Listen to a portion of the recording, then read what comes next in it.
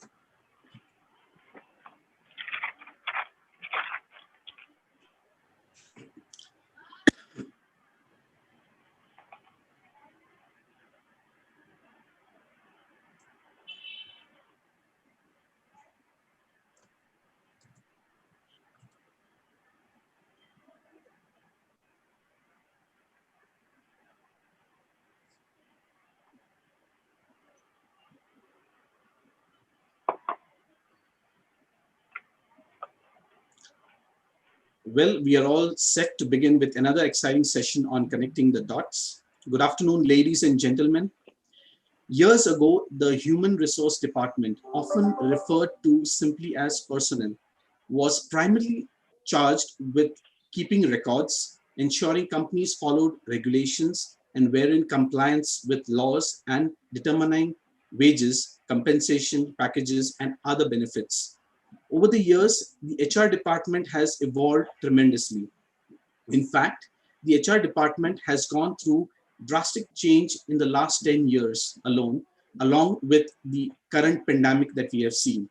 Instead of focusing on personnel management and administrative tasks, today's HR department, at least the ones that are forward thinking, spend their energy managing employee engagement and strengthening the culture. Join us and be part of this very insightful session where our experts will be sharing their insights and experience on the evolution of HR over the years and how the way forward is with the mix of old and new HR practices. HRAI welcomes you all to the session on connecting the dots, the HR today, mix of old and new. To know more about HRAI and its event, I would request all our participants to visit the link and details posted in the chat window. It would be great to have all the participants' feedback. We will be running a poll before the Q&A session. Request all participants to kindly give your feedback on the session. I now take the privilege to introduce our esteemed panel members for our today's webinar. Mr. Jonathan D'Souza, Group Head COE, Wellspun Group. Jonathan is a passionate business leader focused on people at the core of everything he does. With more than 17 years of experience, Jonathan has spent the past 10 years in leadership positions with his career in corporate as well as HR consulting, partnering with leading organizations operating in various sectors, ranging from startups to large enterprise, working closely with board, entrepreneurs, family offices, and seasoned professionals. He has led a cross-functional team in enabling technology enhancement, sales analytics, and corporate strategies. Recognized as the top 40 under 40 HR leaders by Zombie in 2019, he currently is the Wellspun Group based out of Mumbai. He is an alumnus of Indian School of Business, Hyderabad. He loves discussing psychology, behavioral economics, and equity investing. You can also follow him on LinkedIn. Details for the same are mentioned in the chat window. Our next panel member, Ms. Gauri Das, Vice President and Head HR, India Factoring and Finance Solutions Private Limited. Gauri Das, a strategic HR leader with around 14 years of experience in crafting and aligning HR strategies with business goals. She supports business leaders and individuals in driving performance and improving capabilities. She focuses on elevating employee experience by enriching careers, ensuring effective communication, and thus creating an employer brand. She believes the right culture is in alignment with organizational values. She is a leader for life and business acumen. she is into adaptability, resilience, and digital and data mindset defines her well. She carries wealth of experience with both startups as well as established organizations. Some of her achievements are HR 100 under 40, top HR minds of India, TAPAI and Economic Times Young HR Leader, top 70, WICA Luminary, Growth, LinkedIn Person of the Year 2020, CEO recognition, standing ovation from 300 plus colleagues on day of exit in previous assignments. Passion with compassion is her mantra. You can also follow her on LinkedIn. The link for the same has been shared in the chat window. Now I'll introduce our panel moderator for today's session, Ms. Harini Srinivasan, partner, Simcoe Style Institute, India. A pharmacist turned HR leader, Harini comes with a master's degree in medicinal chemistry and a master's in business administration, human resource. A behavioral scientist and certified practitioner of various methods, she is adept in unlocking human potential in organizations. She has 24 years of successful implementation of successful experiments in the area of leveraging people potential for business excellence, a master storyteller, and a strong believer in driving one's destiny. She practices resilience as a life skill, positivity, and ability to drive engagement with people helps her be an influencer both to industry and academia. Currently, she is a partner with Simcoe Style Institute India and an advisor to the board at SEER India Private Limited. She is also a visiting faculty at universities and B schools in India and is mentoring dozens of students and professionals across the country. You can also follow her on LinkedIn. The link for the same has been shared in the chat window. Without taking much time, I hereby hand over the platform to Ms. Harini. Over to you, Harini. Thank you, Peter. As always, it's a pleasure to keep coming back to HRAI. And by now, a lot of the names in today's audience are already familiar with me. So at the outset, because I know that it was also Ashish Gakre's birthday yesterday, he shares his birthday with me. So belated wishes, Ashish. We share our birthday. So yeah, so let's get on to a start. And we have an illustrious duo today on the panel. So there's a lot that they are going to be talking about, and I'm just going to bring in my characters and my story, and let's see how it unravels. So there is Anamika, my favorite character. She has to appear, So Anamika has to overtake me in all ways. So Anamika is she is looking at she's doing a kind of a research on how HR has evolved, and she's trying to understand what could have happened in the yesteryears and how HR is what it is now and how we are right now in a state of remix. We are neither the old traditional management followers, and nor have we completely moved into modern management systems, and we are still in an age of remix. So she's looking and she's visualizing what could have happened to HR. So what Anamika notices is she goes back in her time machine and she notices that a few years in the past, she is standing at the gate and she's actually taking care of the in and out happening at the factory gate. She's actually in the time office. She's taking care of time office. And she notices that that is what her role was all about. It's a small factory and that's what her role is all about. And she's doing that job extremely well. And at some point, she's getting a little demotivated with what she's doing every day because all that she is doing is time office. Nothing interesting in her life. So it looks like the personal management team is only full of dull moments. Nothing exciting happens. So then she walks, and so one day she's just walking around near the gate, and she notices that at the entrance of the shop floor, uh, there is some commotion that's happening. And curious that she goes over there and she tries to try to find out what's happening. And what she notices is that there is some unrest among the factory workers. There are some heated conversations happening about something got to do with the time, the overtime, the payment, etc. There is some unrest, and the supervisor is trying to deal with it. So Anamika says that, well, I'm qualified to be doing the role of HR, and my role is not restricted to time office. So she speaks to the general manager and she says, can I intervene? I think I can figure out what we can do. So she tries to intervene into that conversation and she tries to find out what exactly is the story.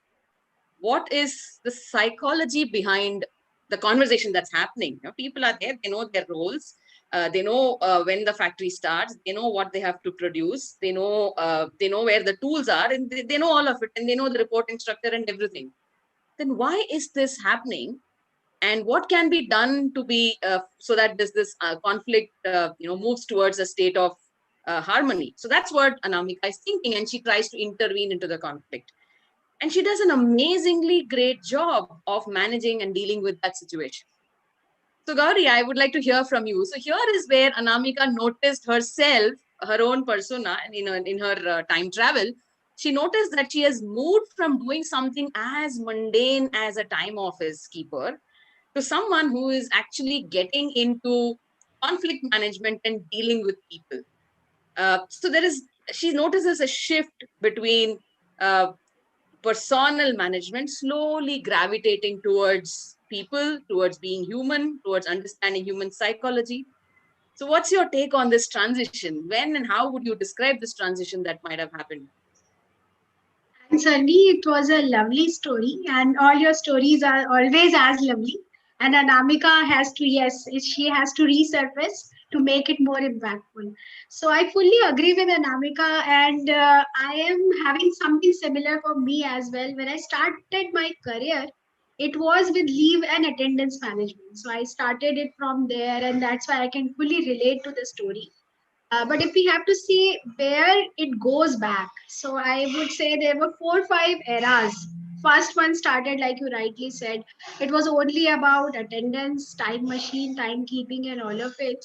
But later, people realized that it's not only the time and the tools availability that would drive people to get results, and they also started getting more aware about what are their rights, and that's where the union came and the commotion happened. So that was next stage. After that, people started realizing there were multiple theories from psychologists, like motivational theory, two factor theory, all those came into picture, and people realized that there's something hygiene factor, and there's something which has to be there, and there are other things which are motivational factor. And at the same time, the world was also changing, the consumer was changing, and the way people were brought up was also changing. So loyalty was something which people were looking forward to, and besides that, the productivity also had to be improved. So slowly then HR from managing unions started supporting line managers and got a better kind of respect in the organization, because they were not doing everything only in isolation now. Then came the Ulrich model, where we know that HR started becoming business partner. And from there on, it's about strategic HR. It's about getting those results for the businesses, the business behavior, the wellness, and whatnot. So I think this is how the evolution has happened, and I have seen it in my career as well. So yeah, totally relating to it. It's interesting when when we look at these stories, although many of them come out of my mind just like that as I speak, but there's a lot of it that we can relate with our lives, and that's where these stories become really amazing and authentic. And I've also noticed as I grew over the years how roles have transitioned, and we haven't even realized how seamlessly they've transitioned. And so now I want to bring in Jonathan into this. John, what's your perspective on? I know you will have a completely different perspective. You won't take the traditional textbook answer for it. So, what do you think would have happened, which is actually triggered this change? Because in my story, there was this very enterprising Anamika who walked into it out of curiosity, and she wanted to make herself relevant in the new situation. So she walked into it and she said, "Let me give it a hand." And there was somebody, the general manager here in this story, who encouraged her to try her hand at it.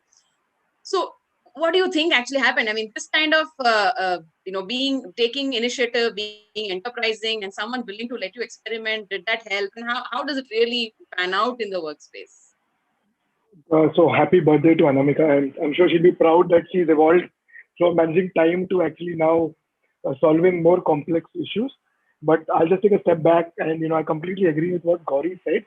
But just getting out of some theory, originally the whole perspective of personal management was related to how do you manage the resource, which is the human being, apart from the machine and the capital, right?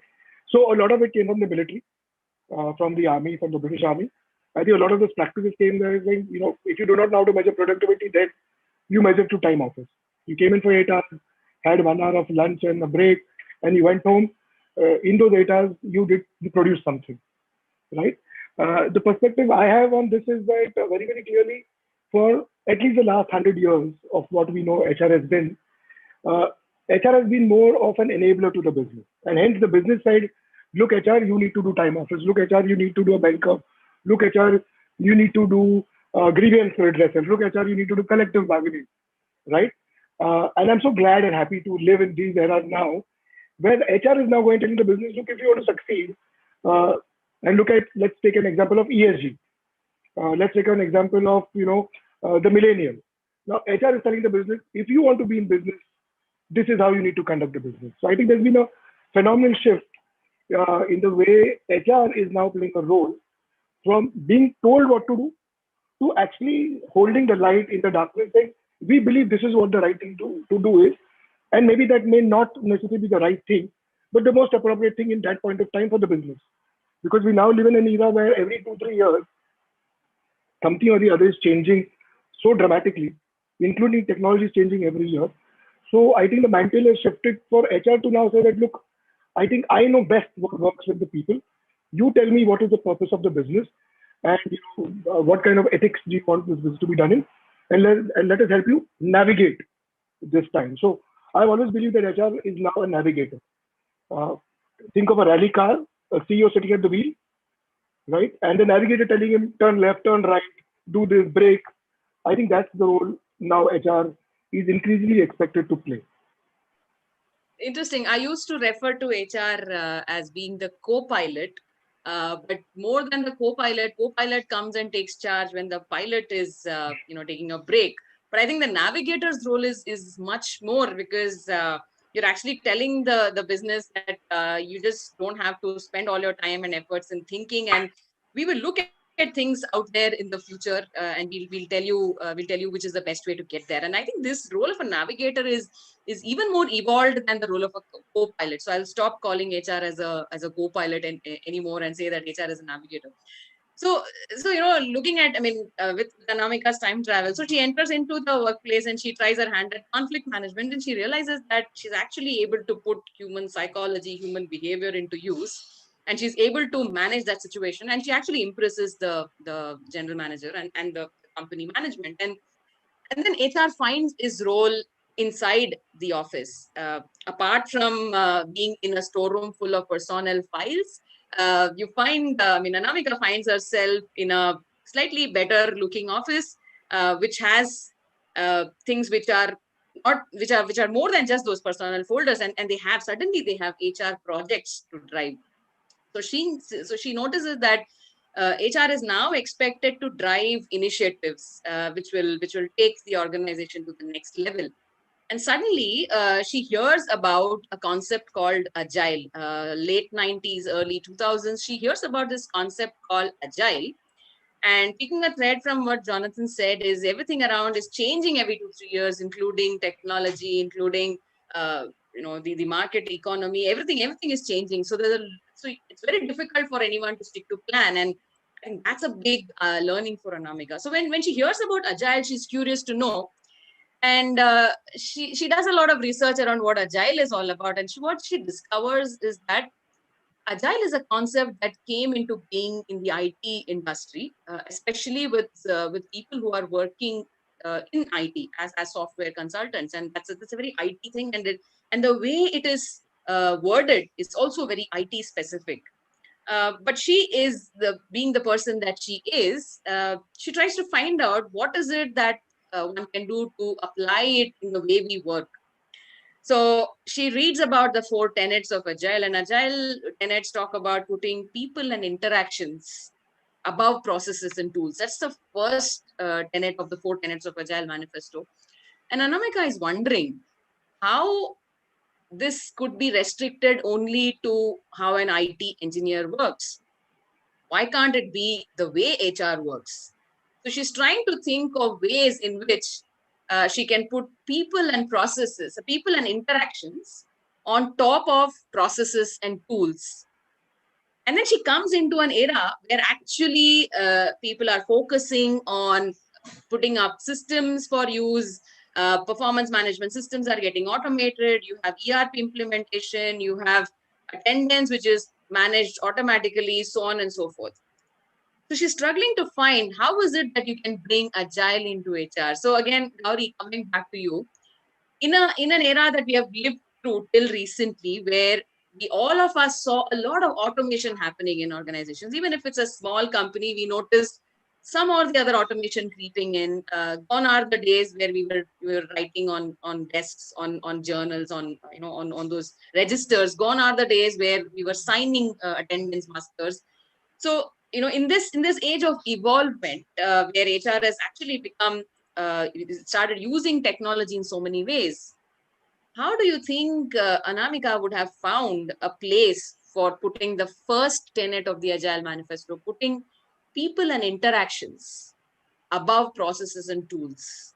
How do you think Anamika would have navigated through that space and become successful in her area, your area of compassion? Yes, I think that's the most important area. And when Anamika found it, that was a kind of defining moment for where HR was going. Because listening from people, understanding what they need is the base for employee engagement. We many times people think that it's all about organizing those events, but it is about understanding from people what they are looking at, what sort of communication they need, and the ideas that you get.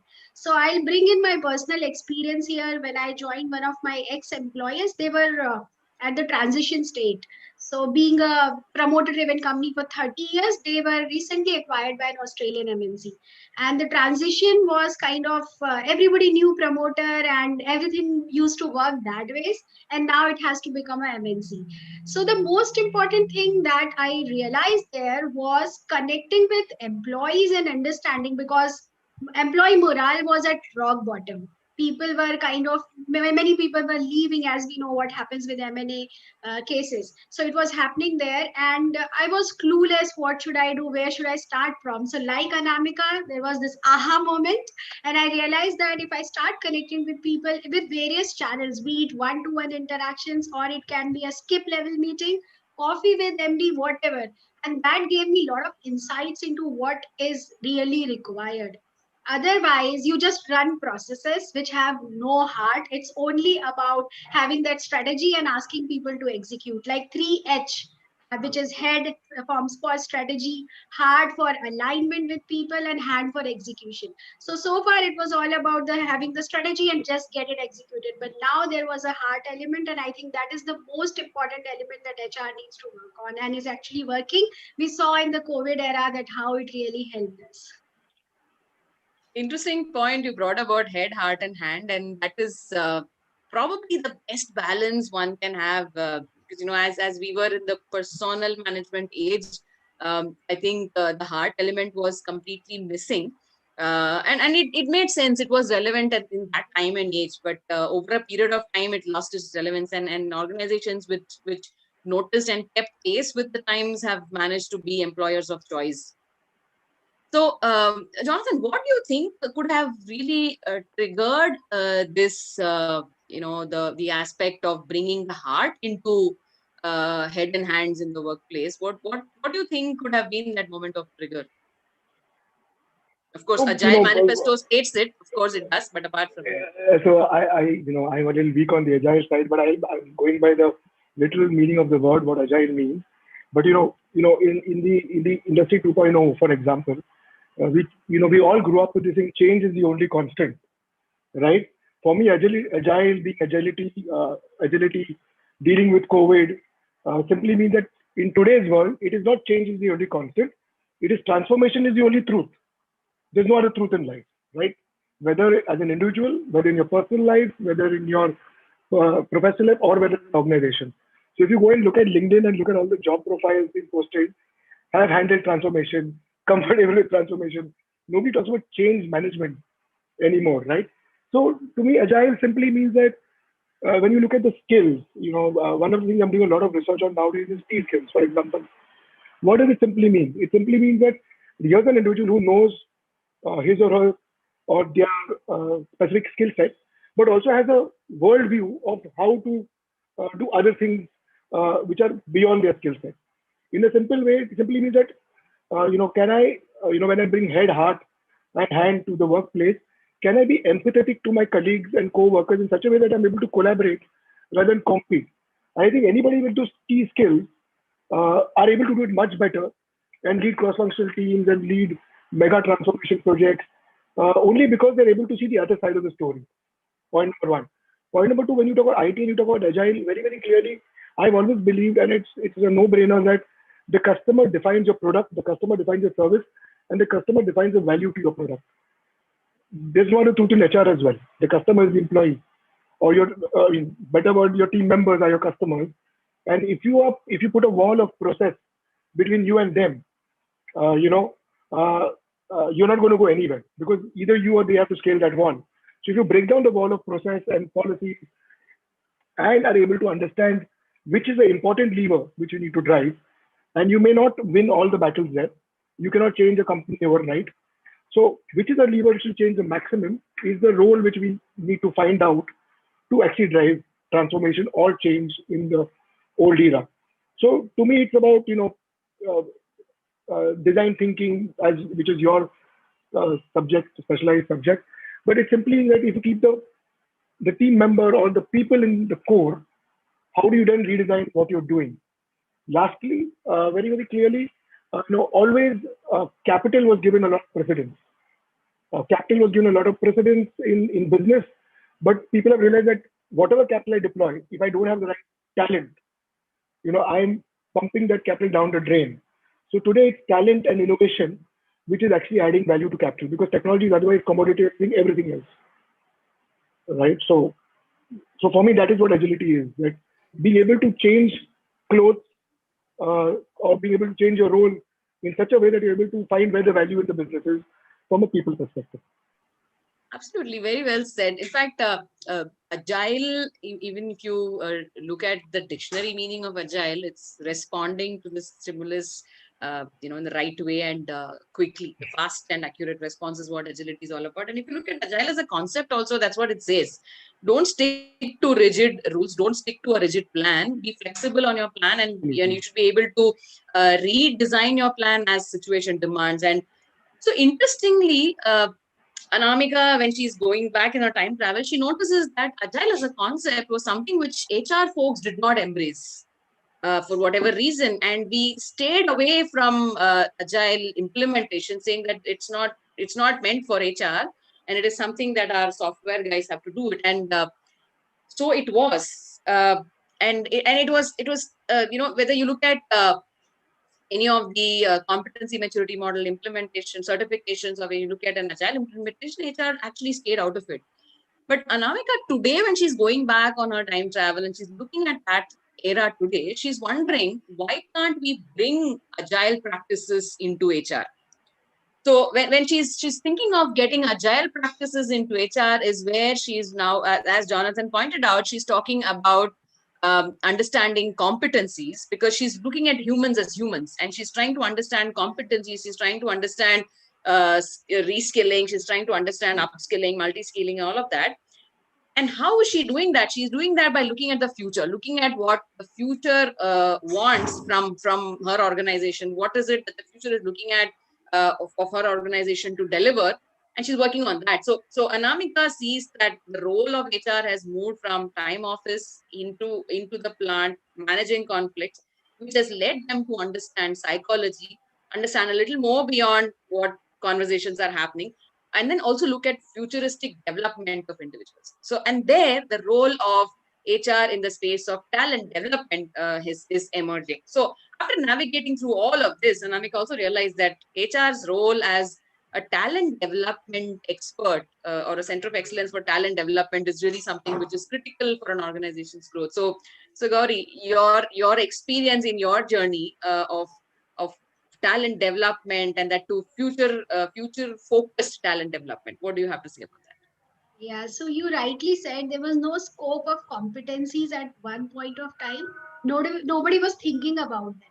And now it's not only looking at competencies, but also looking at what exactly the customer, external customer is wanting. So yes, like Jonathan said, that it's about internal customers and making everybody, all stakeholders as our customers. So for HR, it's not limited now only till the external customer. It's about the investor also, the stakeholder also, and that's where the agility came into this profession, because everybody demanded, the customer demanded, and the way businesses change because customer demands something, HR also changed because customer demanded something. So I have seen this transition, like you rightly said, in my journey, and now it's about really understanding what exactly it is, how you can bring in those values not only for today but for future. So if you are today, say for example, we are a non-bank and we are looking at becoming a fintech, HR needs to be ready with those competencies in the system, because you can't be found wanting the day the transition is happening. You have to have those competencies from today on. So having those competencies, but before that, that vision comes into picture. HR has to understand the business, and that's where the most important competency I would say for HR would become business acumen. As long as you are understanding business, you can bring in solutions. But if you don't, because like you said, Harini, the office, HR office was outside the premises because it was not required. And That now was it that was that was symbolic, and I'm glad you is, got that. HR no, office no, it being is outside. actually, Yeah. yes. I'll tell you Yes. my experience during my internship. So this was a manufacturing company, and the office exactly was outside. I just connected it when you said, and I asked them, why is HR office outside the reception? And they said the factory inspector comes, and if he comes in, there will be challenges. So we want HR to be outside so that they can take care of him. So what you said really makes sense. And yeah, so business acumen is something which really brought these changes. And when you are having those discussions, so I was talking about connecting with the business acumen and HR strategy. So sometimes I joke around and I tell my boss that I don't want to operate from office, because whenever I'm in office, 70% of my time goes in talking to people. Somebody would come in, I have to connect with something, and that's where the collaboration that Jonathan mentioned, because unless I'm really understanding what's happening with customer, what's happening with each and every department, their processes, I would not be able to bring in those solutions. So I would say that these are some of the things that HR has done and really doing well to get that seat on the table. Seat on the table is something which is has been such a oft used statement, and I've always wondered, why are we fighting for that seat on that table now? So there's obviously some reason where we might have lost that seat on the table. So Jonathan, your perspective of HR's role. We have a question from Payal. I'll come to that in a while, but others can send their questions. But HR's role and HR to have a seat at the table. And I've often heard you saying that enough of talking about HR. Let HR folks learn to talk about business. That's been your pet peeve from the time that I've known you. And what do you think HR should do differently to be able to relate with the business, to be able to talk the language that business understands, to actually be a navigator, like you said? Right. So, I don't, I, so personally, I don't think that, there's a challenge anyway that HR will not get a seat on the table. I think any organization that doesn't give HR a seat on the table will get wiped out. So I think the problem has changed. And I think the problem has become more bigger after COVID. Right. So it's not that whether HR should get a seat, but the organization not having a seat for HR, I think it's a matter of time when that organization is going to fall. Right. Because everybody's watching what's happening, stakeholders are watching. So there's no running away from it. The second part is once there's a seat, is there a right incumbent? Now that's a question for the organization to answer, or the professors to answer. So let's not get there.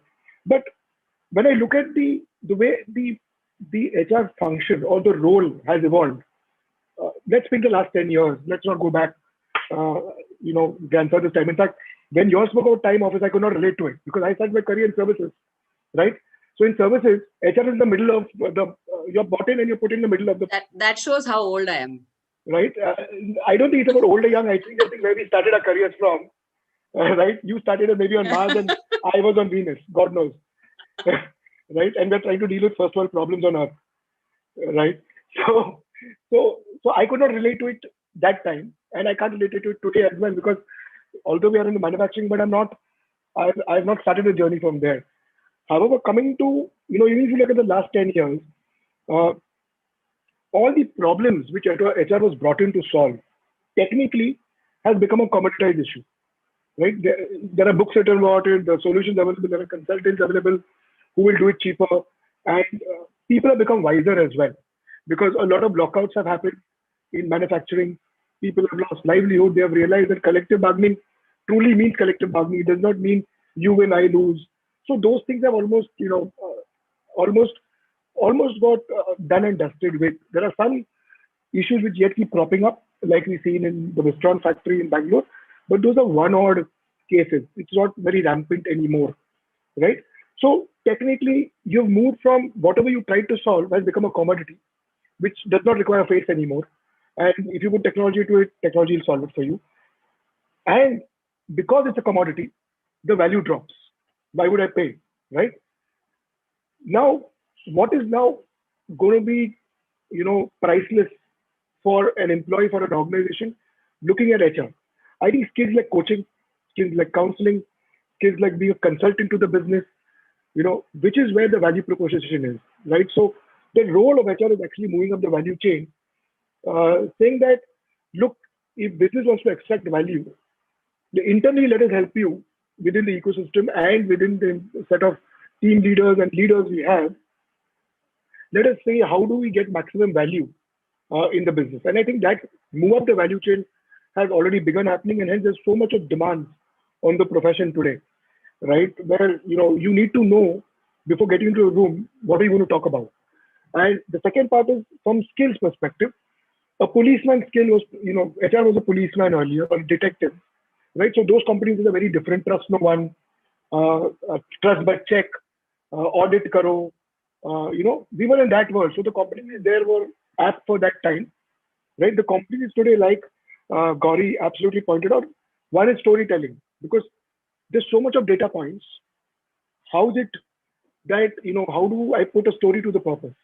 So storytelling becomes very, very important. And if you do not understand how to make a jigsaw, make a story out of the jigsaw, the entire leadership is looking at you to understand where do we start, right? Then it's business acumen, definitely. I mean, without business acumen, uh, you know, you can at the most clean the table, but there won't be a seat on the table, right? For lack of a better word. Then I think understanding the emerging trends, what's happening in the world today, how will that impact me? How will that impact my business? How will that impact my talent, right? When do I awaken the talent? Because awakening talent is also important. We have a lot of latent talent. Why do I say latent?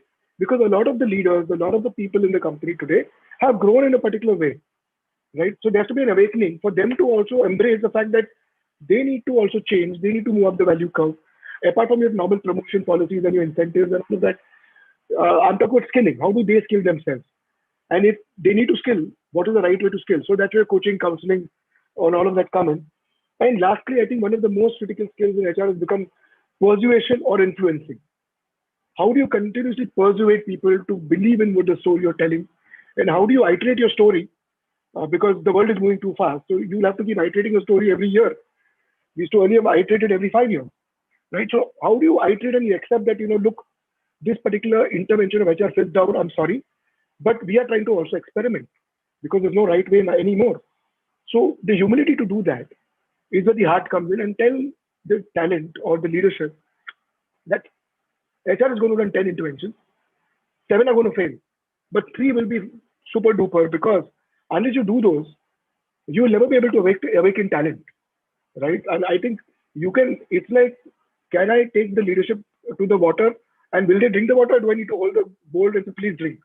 There are two different sides of the story. So you can spend billions on training, but if I don't feel it's going to affect me in my personal life or in my career, how does it matter?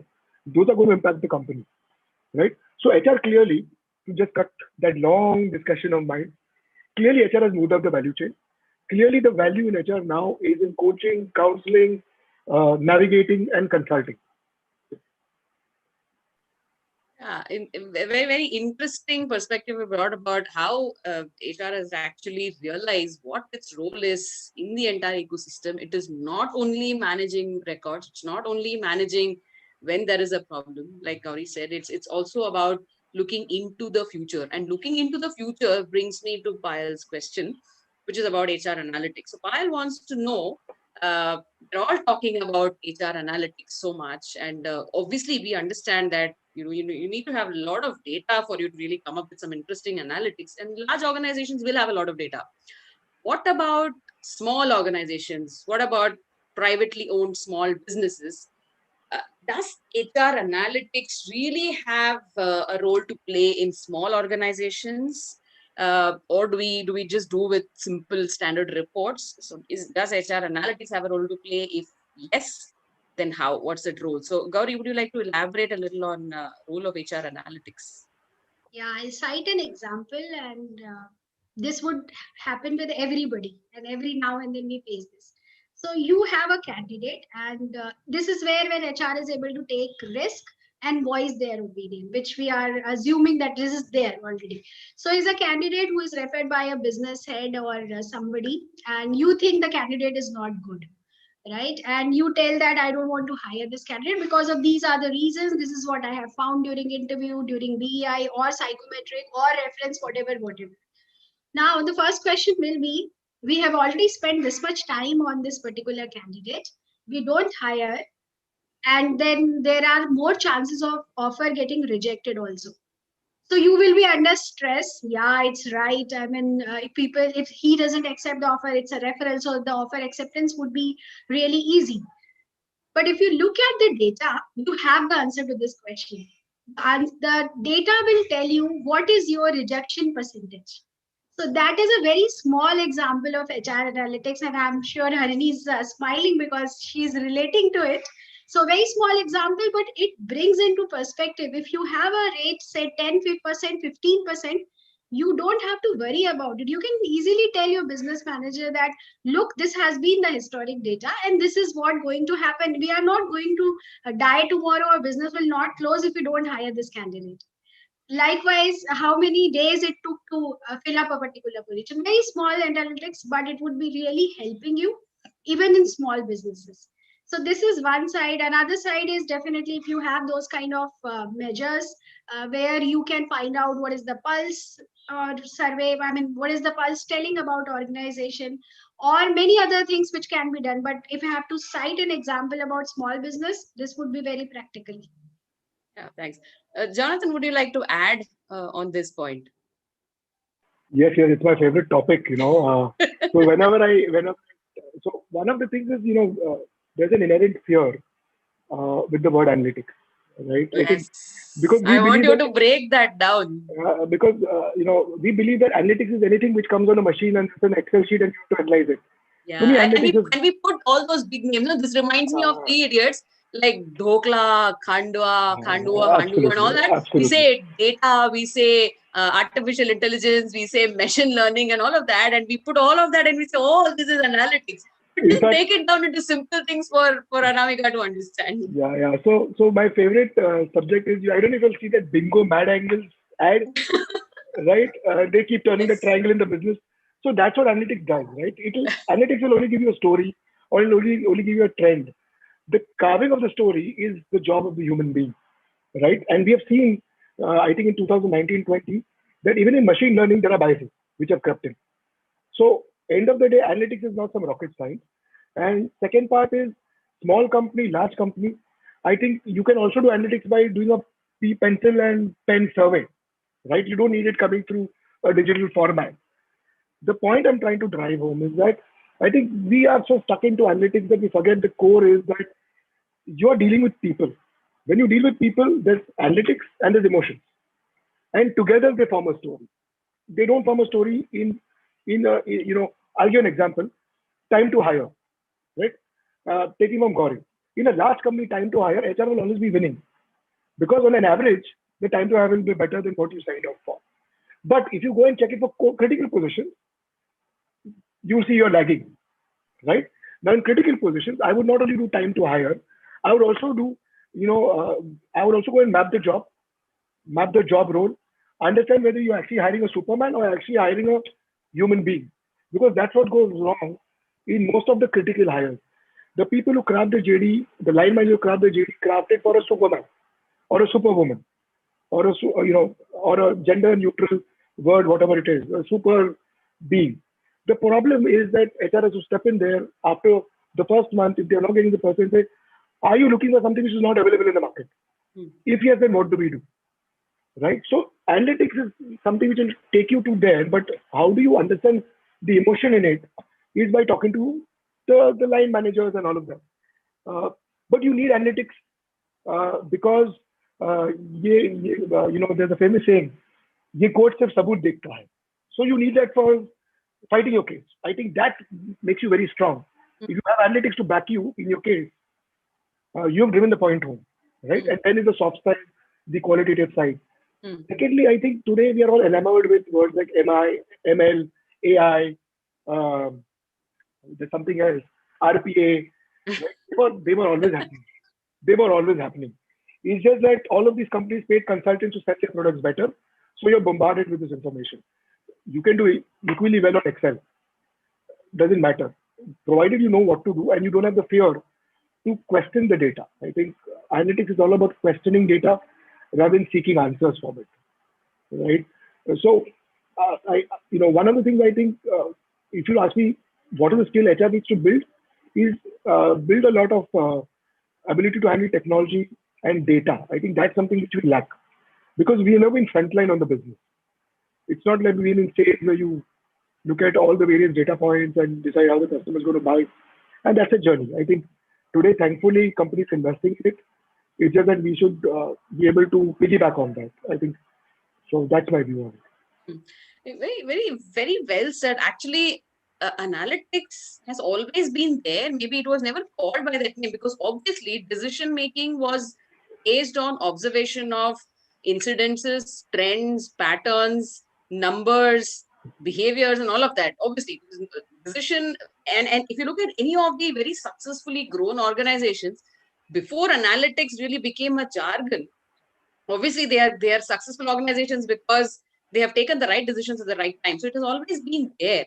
So very simply put, Payal, to answer your question straight, no matter what's the size of the organization, you will definitely have data. You'll definitely have instances to look at. It always makes sense to create dashboards. And as your organization is simple, dashboards will be simple. As the organization becomes complex, the dashboards can get complex. And simple dashboards, they will have certain lagging indicators, certain leading indicators, certain reporting analytics, certain predictive analytics. It all has to be there. So one of my best experiences has been that, wherever I've run analytics and I've inherited analytics, whatever dashboards you see, I go and really check with all the leaders, have you used this dashboard in the last 6 months? I have realized that most of those dashboards happen at a crisis time and they're forgotten after the crisis is over. The HR department is here churning them out and getting busy. Without going checking what are the new dashboards you want for the future. Yeah. Right? So like I said, dashboards need to be alive. You can't have dashboards which are created only because it's an activity for HR, but dashboards should be so alive and so full of information and more predictive so that businesses will use it for actually driving decisions. And that's where HR becomes an enabler. And like Praveena Pujari here, who's also a good old friend of mine, she was agreeing that HR has to earn its seat at the table. But I think if HR learns to drive the business decisions using live analytics, which actually enables decisions, I think HR earning its seat at the table shouldn't be far away if we have lost it.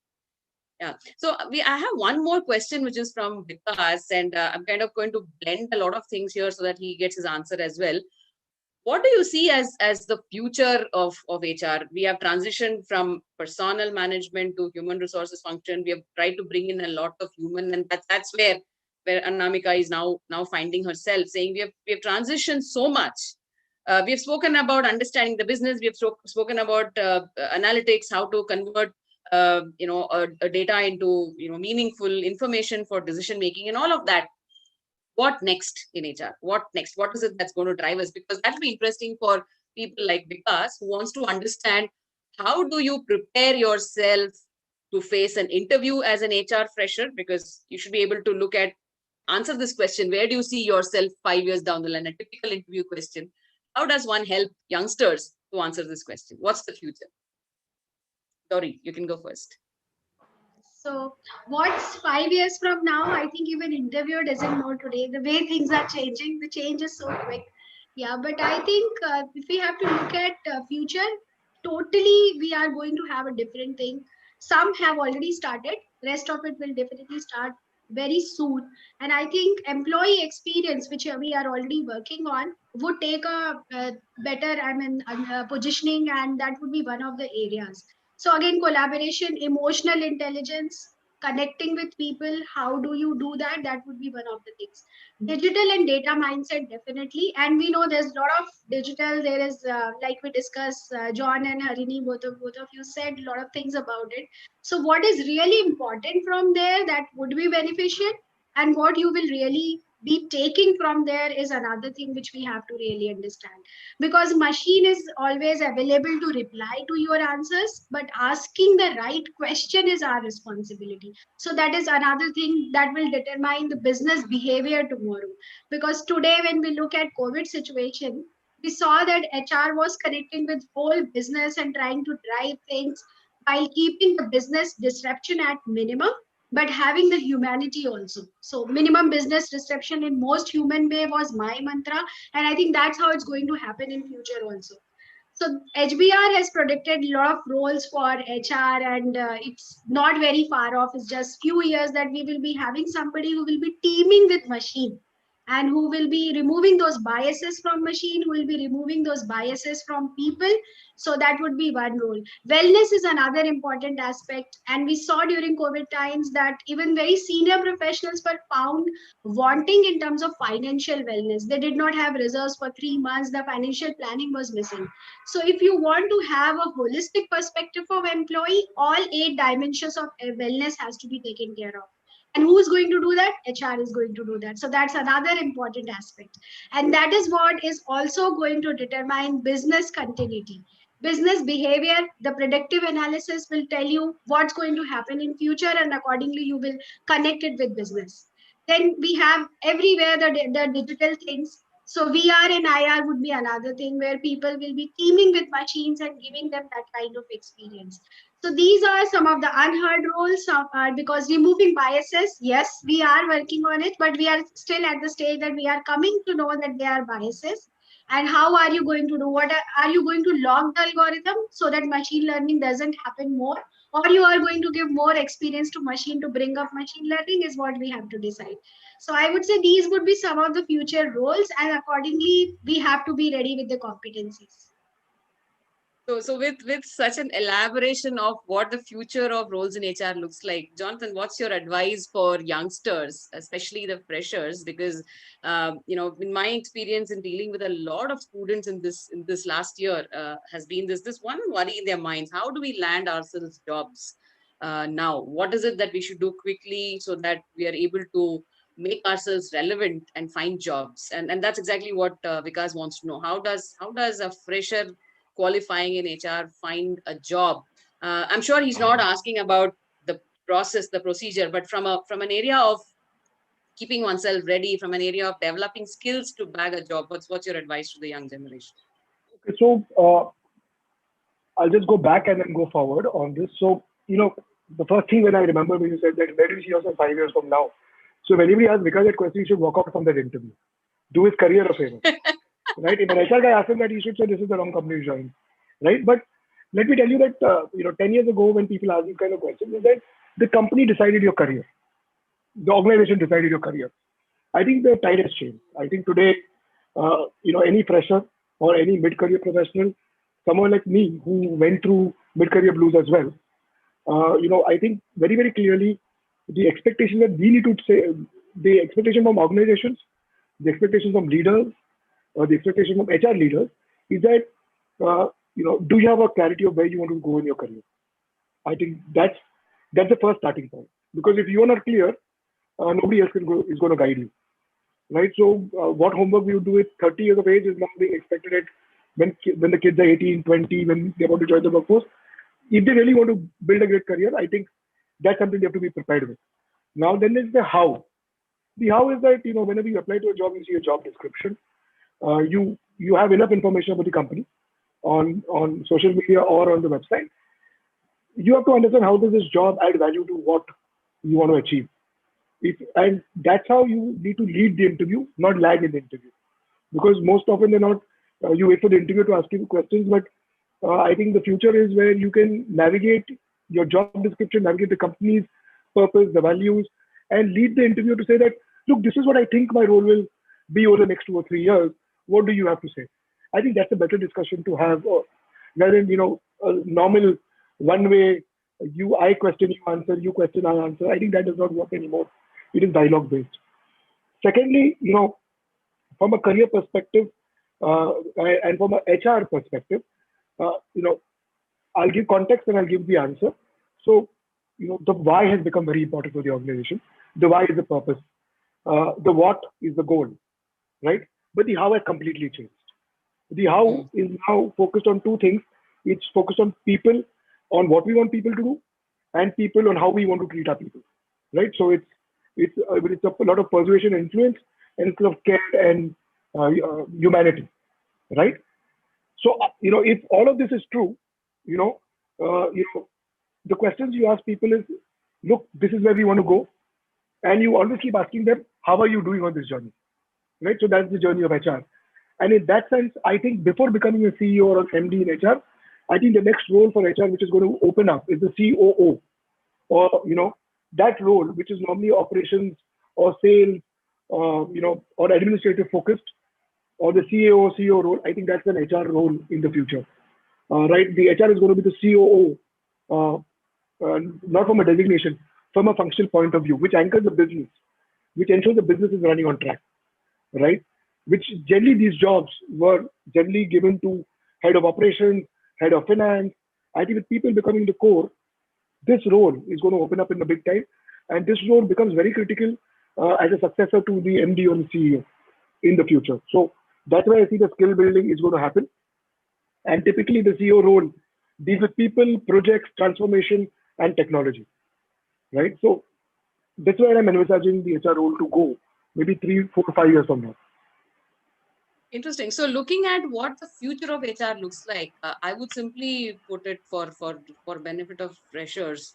If you're really looking at how do you get there, how do you land yourself a job, I think Jonathan brought out a very wonderful point. It is lead the interview, don't lag in the interview. I mean, that's an amazing big takeaway, because that's precisely uh, what I talk about when I talk about designing your career roadmap or drawing your career scape. If you're applying design thinking into your designing your own career, what you would be doing in interviews is actually leading the interview and trying to find out what is the role that you play in that organization's future, rather than trying to do a jigsaw puzzle match of your profile with the job description that is in front of you.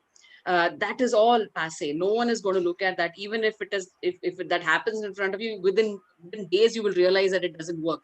Job descriptions are actually out. They're all redundant. Every individual has to become a part of the organization and a part of its vision. So it's very, very important to lead in an interview and not lag. And I think that's a brilliant point, John. And I think that's the piece of advice that I would like Vikas to walk away from here and also share it with his friends. There's another question from Payal, which says, where can we keep on learning new HR concepts which are futuristic, new age HR? So a general question. So with that, we will wrap up if there are no more questions. So Gauri, John, both of you can give your viewpoints, and then I'll give mine as well. Where So can we learn new before age we HR? take in further questions, we'll also run a poll. So For sure. we'll complete this question and then take the rest questions thereafter. Okay, I don't have any more questions with me here, unless there's anything that Peter you want to ask. So since we started this, let Gauri and John answer, Yes, and please, then sure. we'll take another question. Gauri, you want to go first? You can go first. Okay, so Harini, I was just talking to you about this yesterday, right? Me and Harini were having a discussion of OKR, right? So to me, I think these are all tools, and somehow as HR professionals, we tend to fall in love with the tools rather than what the tool can do for you. I think conceptually, HR, in my view, and the way I learn HR is, I personally learn, this is very personal. It could be different for different people. I do a lot of reading on how businesses are evolving. So for me, it is not about going and finding a new tool and finding what is the next best tool to implement. I think that's what has never worked for me personally.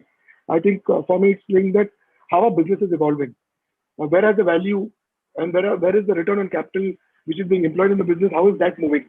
So let me give you an example. 20 years ago, the return on capital for businesses was in manufacturing, in oil and gas.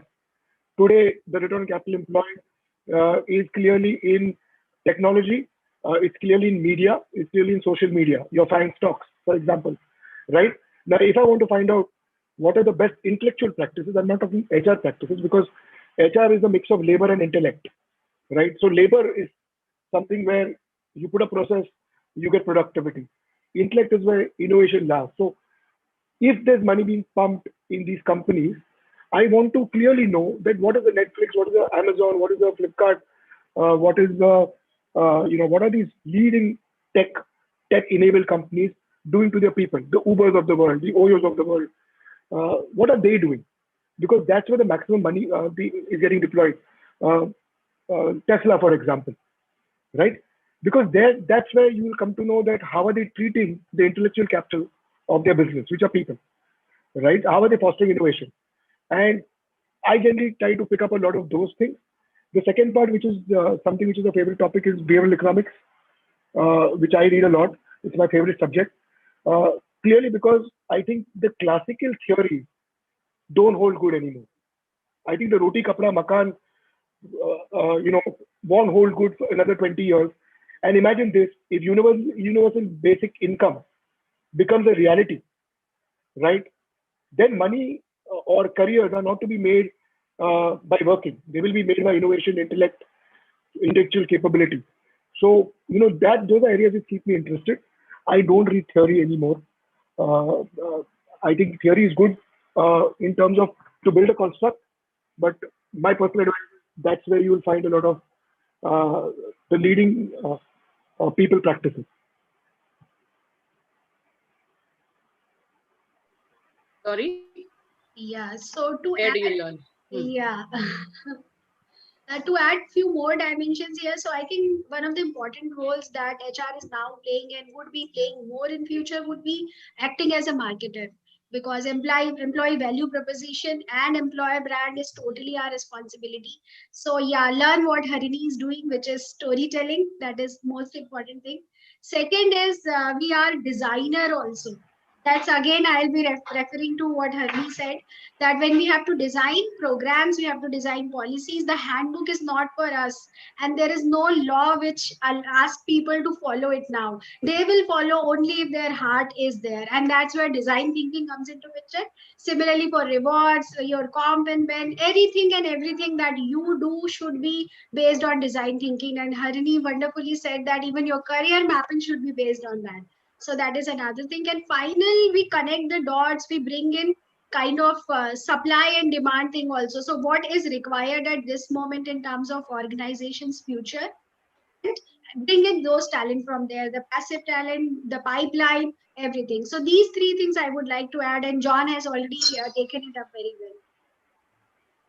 So just to summarize what you're saying, Payal, and also for the benefit of others, where do you learn new age HR? Is, I would simply say it's more experiential now. That's the summary of what both John and Gauri said. It's all experiential. So while theories are great concepts, it's important to learn to contextualize the concepts. So bringing concepts into context is important. How do you do that? There cannot be a better way than finding out and learning from people who have walked that path. A lot of and walk that path doesn't necessarily mean people who are senior to you. It could even be people at your peer level. It's just that different organizations and different people face situations at different times. So learn from the experiences of people who have walked that path in a simple way.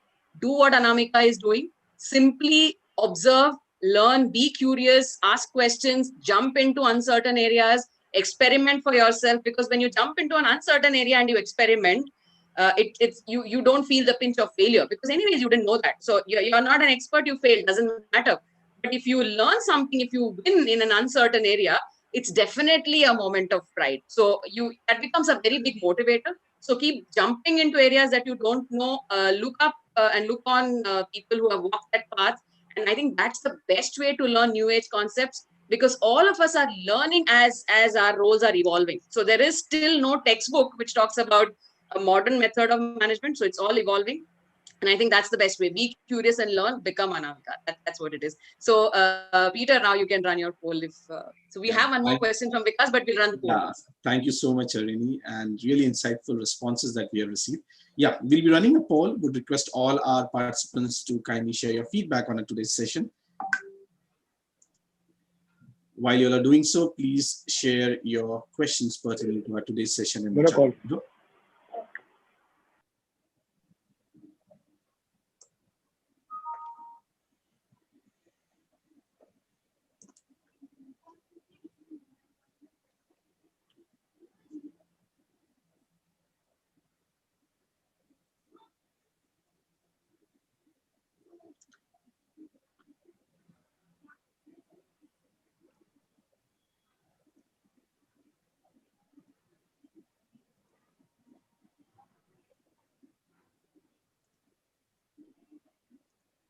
Okay, so while we have over 50% who have voted, over to you, Harini, for the next question. Yeah, so Vikas had a question where what is it that one should read for enriching your knowledge? And my simple answer to that, I was just typing, is you can read anything that is black and white.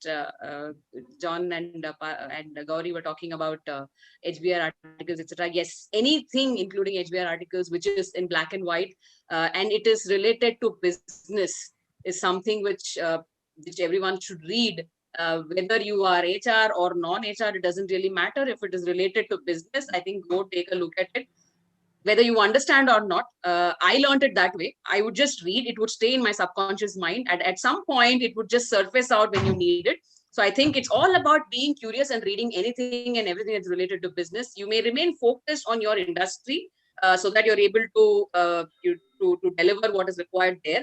But it's also important to learn things across different industries so that you make yourself absolutely industry agnostic, which actually helps you in bringing different industry perspectives into your industry as well. And then you also will be phenomenally, you'll play a role in breaking that myth that HR is industry specific. A lot of organizations at the time of hiring require people who are from the same industry, and that's why many of us find a struggle to getting jobs. And therefore, if we are instrumental in breaking that barrier, I think nothing like it. We are making life easy not only for us but for future generations to come. So with that, I have nothing more to say. Over to you, John, and we can do the formalities. No, so thank you. I think I had a great time. Some good insights from Gauri, you, some good questions as well. I think it was very participative, and I enjoyed the session. Absolutely, likewise. It's always fun to get into discussion with friends. And John and Gauri have been known to me for a long time, and of course, Peter is like family. So. Thank you so much, everyone, and lovely audience as well. It was great to hear those experiences. Yeah, the storytelling and the personal experiences that John brought in. Thank you so much. It was lovely being here. So thank you so much, Harini, for taking us through this beautiful journey, a kind of story that you have taken us through.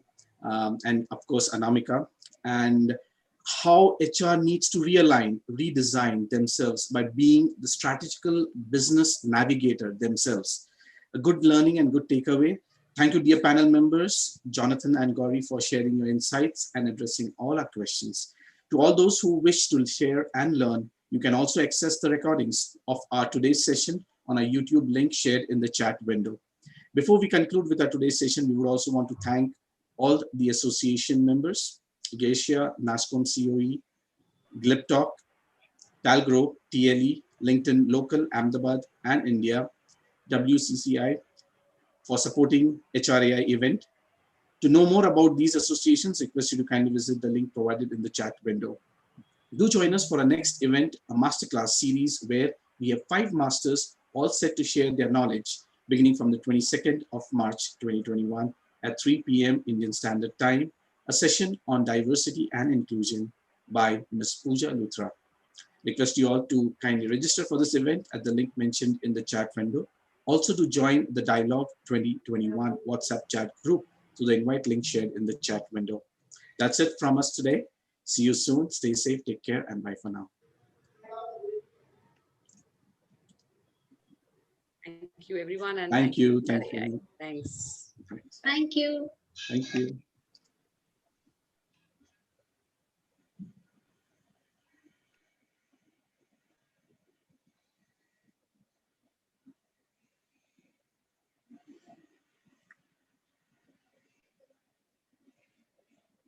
Thank you, Divyal, for joining in.